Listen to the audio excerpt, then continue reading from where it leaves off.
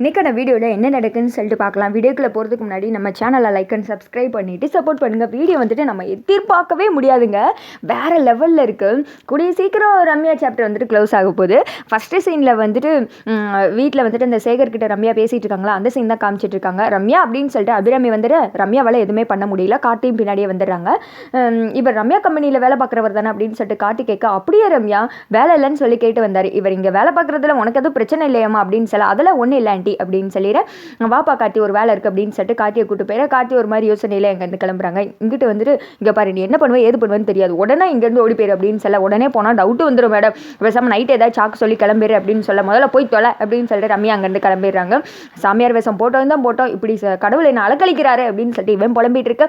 அடுத்த சீனில் எல்லாருமே பந்தக்கால் நடுறதுக்காக ரெடியாக இருக்காங்க. பூஜைலாம் பண்ணி பந்தக்கால் நட போட வேண்டிய நேரத்தில் அதுலேருந்து பூரான் வருது. அதை பார்த்து எல்லாருமே ஷாக் ஆயிடுறாங்க. இந்த கல்யாணத்துக்கு வேண்டாதவங்க விரும்பாதவங்க இங்கே இருக்காங்க, அதனால தான் இப்படி வருது அப்படின்னு மாதிரி சொல்ல ரம்யா திருதுன்னு முழிக்கிறாங்க. இங்கிட்டு தீபாவோட அம்மா அப்பா வந்துட்டு என்னங்க அந்த சோசியக்காரர் சொல்கிற மாதிரி நடந்துருமோ, எல்லாமே அபசுகுணமாகவே நடக்க அப்படின்னு சொல்ல, நம்ம என்ன பண்ணுறது, சம்மந்தி தானே கல்யாணம் நடத்தையே வைக்கணும்னு ஒத்த கல்ல நிற்கிறாங்க அப்படின்னு சொல்ல, இந்த பக்கம் மைதிலி சொல்கிறாங்க, என்ன பண்ணுறது, கல்யாணத்துக்கு பிடிக்காதவங்க வேண்டாதவங்க இருக்கத்தான் செய்கிறாங்க, ஆனால் அதனால் என்ன பண்ண முடியும், சொல்லவா முடியும் துரத்தவா முடியும் அப்படின்ற மாதிரி சொல்ல, இதுக்கு எது பரிகாரம் இல்லையா அப்படின்னு சொல்லிட்டு அபிராமி கேட்குறாங்க. ஒன்றும் பிரச்சனை இல்லை, பொண்ணு மாப்பிளையும் போயிட்டு பக்கத்தில் இருக்க அம்மன் கோவிலில் விளக்கு போட்டால் சரியாயிரும் அப்படின்னு சொல்ல, சரி அதெல்லாம் பண்ணிடலாம் அப்படின்ற மாதிரி சொல்லிட்டு பந்தக்கால்லாம் நட்டுட்டு எல்லாருமே வீட்டுக்குள்ளே போகிறாங்க. அப்போ வந்துட்டு ரம்யா சொல்கிறாங்க, தீபா கார்த்தி உங்களுக்காக என்னோட ஒரு சின்ன கிஃப்ட் அப்படின்னு சொல்லிட்டு, இந்த கேன்ற போடுற இன்சில் வந்துட்டு தீபா கையில் போடுங்க, டீன்ற வந்துட்டு உங்கள் கையில் போடுங்க அப்படின்னு சொல்லிட்டு ரெண்டு பேரையும் மாற்றி மாற்றி போட வைக்க, இந்த ரிங்கை நான் போடணும், ஏன் சார்பாக நீ போட்டுக்கிட்டு இருக்கச்சி அப்படின்னு சொல்ல, இந்த பக்கம் வந்துட்டு கிஃப்ட்டுன்னு அது மூலியமாக ஏதாவது வேட்டு வச்சிருவாளோ அப்படின்னு சொல்லிட்டு மைதிலையும் மீனாட்சி வேற கமெண்ட் பண்ணிட்டு இருக்காங்க.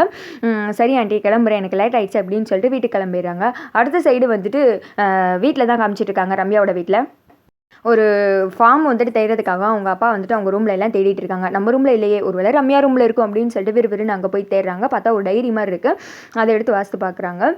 அவங்க ஃபஸ்ட்டு ஆரம்பத்துலேருந்து இப்போ வரைக்கும் என்னென்னலாம் பண்ணாங்க அது எல்லாத்தையும் எழுதி வச்சுருக்காங்க. எந்த ஆப்பிளையும் பார்க்கும்போது எனக்கு ஏற்படாத ஒரு உணர்வு கார்த்தியை பார்க்கும்போது ஏற்பட்டுச்சு. அவள் தானே எனக்கு பார்த்த முதல் மாப்பிள்ளை, அதனால் அவரை நான் அடையாமல் விட மாட்டேன், நான் என்னென்னமோ திட்டங்கள் போட்டேன், எல்லாமே ஃப்ளாப் ஆகிடுச்சு, எனக்கு எதிராகவே அமைஞ்சிருச்சு.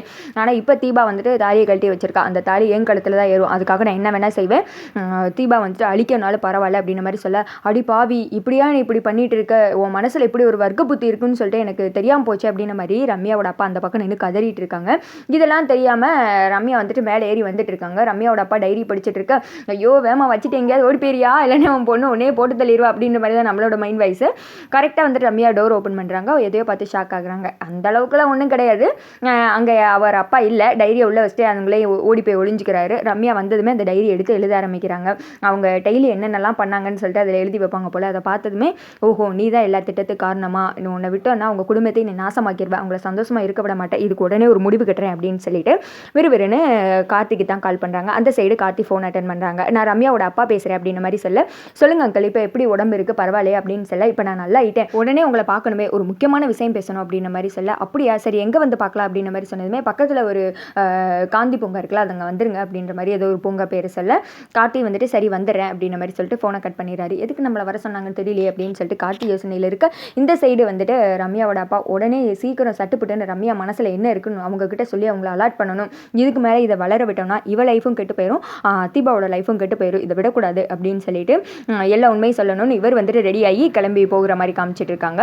இங்கிட்டு வந்துட்டு ரம்யா அதெல்லாம் தெரியாமல் டைரியில் இன்னைக்கு இது நடந்துச்சாக்கும் அது நடந்துச்சாக்கும் அப்படின்னு சொல்லிட்டு உட்காந்து எழுதிட்டு இருக்காங்க. அதோட பார்த்தீங்கன்னா இந்த வீடியோ வந்துட்டு முடிஞ்சிடுது. அவங்க அப்பா வந்துட்டு உண்மையை சொல்ல போவாரோ இல்லைனா ரம்யா அதுக்குள்ளே தெரிஞ்சு ஏதாவது பிளான் பண்ணி அவங்க அப்பாவே ஏதாவது பண்ண ட்ரை பண்ணுறாங்களா என்ன இது அப்படின்னு சொல்லிட்டு அது பின் வர எபிசோடில் தான் பார்க்கலாம்.